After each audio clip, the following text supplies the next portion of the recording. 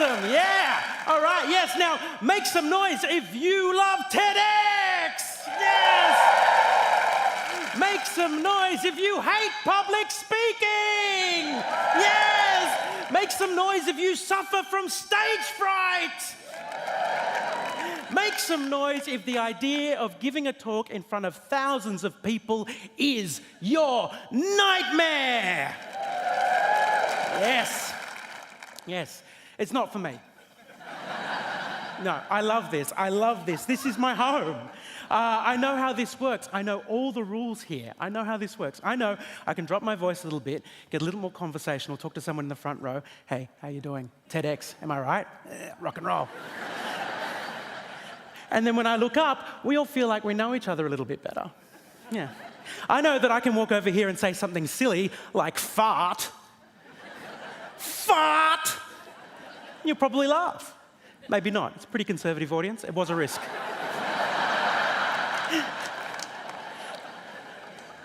I know that I can raise my voice to a crescendo and let silence hang for 3 seconds and then speak quietly, purposefully, and softly, and I have your full attention. I do not get stage fright. So people find it really odd when I tell them that I have an anxiety disorder. How on earth can you have a problem with anxiety, Jordan, when you are so confident on stage? Well, see, the problem is I am only confident on stage. If you meet me afterwards or in the street, you will see me as a timid, mumbly wreck who is probably lost for words. See, the nuances of mental health are often lost on people. When people hear mentally ill, they think crazy. When people think depressed, they think sad. When people hear anxiety, they think very, very scared all the time. And for some people, that is their truth, but it's not for me. No, I am very, very scared in particular situations, scenarios, with particular processes, with particular people. And I am surprisingly confident in other situations which would be terrible for people, like this. When people describe the sensation of stage fright, they often say things like, I'm nervous, I might be lost for words, I might forget what to say, people are looking at me, people are judging me, I think it's all too much, everything is racing in my head, and I feel like I'm going to freeze. And I know those feelings, I just don't get them on the stage. I get them when I'm talking to someone and I don't know what their name is.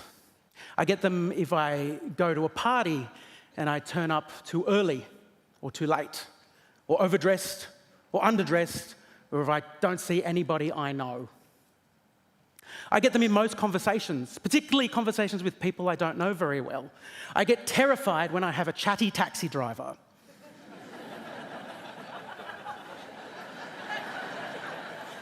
Or hairdresser. Or plumber. I get terrified, like I said, in most conversations. I'm terrified of checking my email, and I am absolutely petrified about talking on the telephone. Yeah. I don't get stage fright, I get life fright. Sometimes I'll try to challenge myself, think I might go out for the weekend and meet people, have a good time, So I'll get all dressed up, put on a nice frock, do my makeup, get an Uber, cross my fingers he doesn't want to chat. And I'll get to an event, probably a bit early, and notice that nobody's there yet. So rather than be the first one to go in, I think I'll stand outside for a little bit and pace back and forth. But then I think, maybe people are watching me pacing back and forth, and that's not a really good thing to be doing, so I'm just going to walk around the block a couple of times.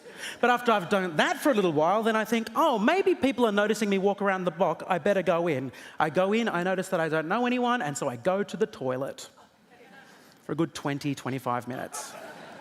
Then I think, there's probably people waiting for the toilet, and they're standing out going, what is it with this woman in the toilet? Why is she taking so long? What is wrong with her bowel? I really need to go. And so I leave the toilet, I notice that there's a bit of a queue, and I notice that they are watching me, and they are judging me, and my thoughts are racing, I don't know what to do, and I freeze. Like I say, life fright. It has only been in the last couple of years that I have spoken to people who have a similar relationship with anxiety as I do. It's quite common amongst performers, actually, and I have one friend who describes herself as shy loud. Yeah, and I quite like the phrase, shy loud. It's perfect.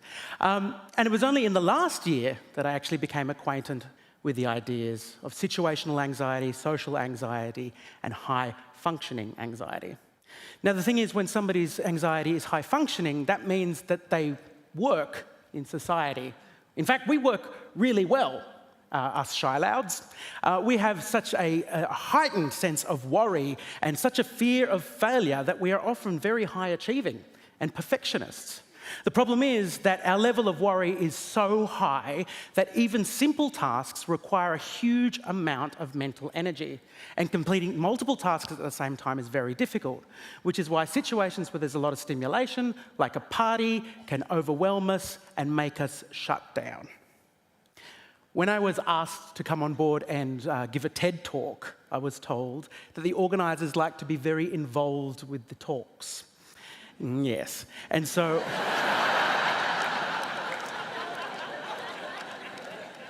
when I signed up, I was bombarded with a whole series of emails, many phone calls, and a schedule of when I was going to have a coffee and a meeting, and when they were going to expect a plan and a first draft and a second draft, and when we were going to have a rehearsal and a dinner and another coffee and a chat.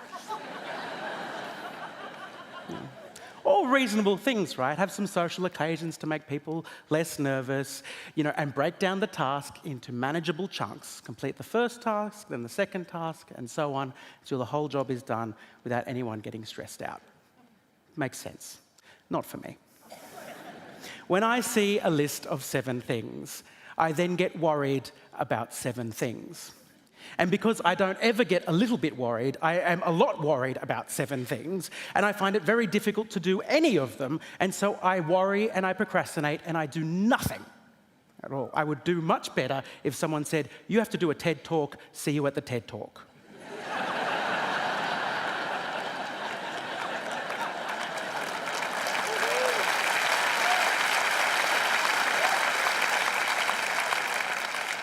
The cool thing that I found out, though, is with the type of work I do, my worry is actually me doing the work. So whilst I'm sitting there procrastinating, not actually doing anything, I am doing it, just in the back of my head. So when it comes time to write the thing, it just comes out pretty well formed. For example, this talk was prepared at 5 o'clock in the morning on the day of the first rehearsal. So all I've worked out, right, is I just need to leave everything to the last minute and it'll be fine. Which is an absolutely terrible way to work, okay? It's not sustainable. It doesn't work in every scenario. It's not very good for my well-being. And when I talk about it like that, I sound very, very arrogant. And that is the paradox of the shy loud. People see me on stage and they presume that I am confident and outgoing and fun and well-spoken, and when they meet me in person, they notice that I don't hold up my end of the conversation. I rarely start conversations. I have trouble making eye contact, I ask very few questions, and I often make excuses to leave. So they look at me and determine from these 2 sets of behaviours that I am rude, and I am aloof, and I am arrogant. When people work with me, they see that my work is generally of a high quality, but they also see that I don't answer the emails, I don't answer the phone, I struggle with deadlines. And so they determine, once again, that yes, I am talented, and yes, I am smart, but I am lazy, and I am unreliable. But the truth is, I'm not rude, I'm very nice. I'm also very, very shy. I'm not aloof. I actually care about the thoughts, opinions, and feelings of people so much that I'm often stunned into silence and I don't know what to say. I'm not arrogant. Oh, man. I actually have quite a low opinion of myself. And I'm not lazy. I actually think about the work that I am doing so much that I just can't do it. I never get to relax. I never stop. I'm never relaxing, even when I'm procrastinating. I did prepare the talk at 5 a.m. on the day of the rehearsal, but I was actually rehearsing it for a good 2 months beforehand in the back of my head. I never relax unless I'm here. In these spaces, in this time that I get to share with an audience, Because when I am in this space, I only need to focus on one thing. Fart! There is... Yeah, said fart at TED Talk. There's something very freeing about finding out that you have a mental health issue. Oh, there's nothing wrong with me. There's just something wrong with me. Maybe I can do something about that. And I have. Talking helps. Talking about it helps. So this, right now, is helping, which is really good, because you don't get paid for doing a TED Talk, so...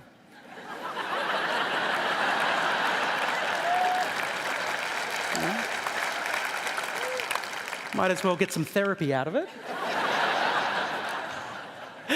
Genuine therapy is really, really good too. And if you find someone who can help take you out of yourself and analyze your own behavior in moments of crisis and calm yourself down, that is really great. I'm not a psychologist, so I won't go into the mechanics of cognitive behavioral therapy, but I will say that it is very good for these sorts of things. I also find that I am most anxious when I am idle, so I find it hard to relax when I've got nothing to do. So I have a lot of hobbies, and in particular, I have hobbies that engage my brain and require a lot of concentration. So I paint, I play games of strategy, and I also do roller derby. Yeah, yes. Yes, because it requires a lot of brain power to stay on wheels and not get hit. Also, my roller derby name is Judge Booty.